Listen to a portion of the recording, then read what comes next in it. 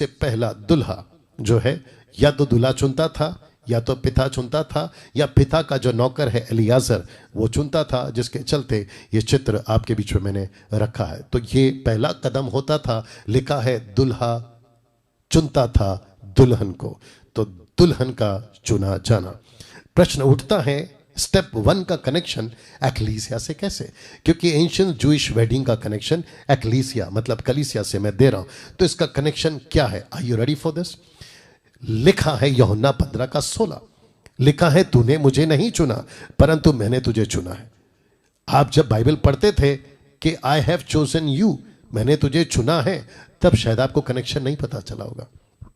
But आज wedding जो Jewish ancient Jewish wedding है, उसको जब कहते हैं कि यहूदी लड़का यहूदी लड़की को चुनता है, ये बाइबल में क्यों रखा मूसा के द्वारा ओल्ड टेस्टमेंट में, जिसको पौलुस कहता है ये भेद बड़ा है। तो यीशु भी उसी पैटर्न में, उसी लैंग्वेज में, उसी तरीके से बात करता है। कहता है कि मैंने भी तुझे चुना है ताकि कलीसिया को, एक्लीसिया को मैं अपनी दुल्हन बनाऊं। कैसा लगा दोस्तों? ये है नंबर 1। नाउ मैं चाहता हूं कि पौलुस ने और भी क्या कहा इसी चुनाव को लेकर। कहता है पहला थिस्सलुनीकियों 1:4 में, और हे भाइयों परमेश्वर के प्रिय लोगों, हम जानते हैं कि तुम चुने हुए हो। क्या अद्भुत है नहीं? पौलुस को भी पता था कि कलीसिया, जिसको मैंने वचन सुना है, महाराष्ट्र की कलीसिया, आपके भारत के 29 राज्य की कलीसिया, भारत के बाहर जो लोग अभी मुझे सुन रहे हैं, आप यीशु की कलीसिया हैं। और वचन कहता है कि उसने, किसने? पिता परमेश्वर के पुत्र यीशु ने आपको चुना है। क्यों? ताकि आप उसकी दुल्हन बन सके।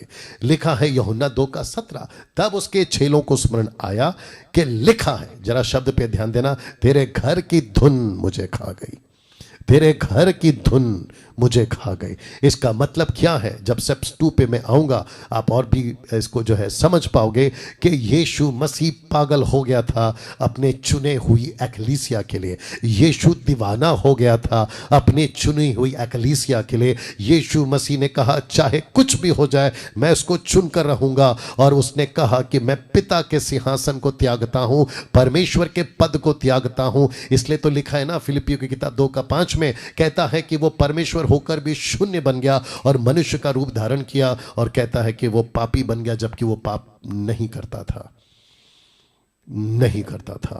तो लिखा है तेरे घर की धुन मुझे खा जाएगी। स्टेप नंबर 2, यहूदी एंशिएंट जूइश वेडिंग के हिसाब से क्या होता था? लिखा है कि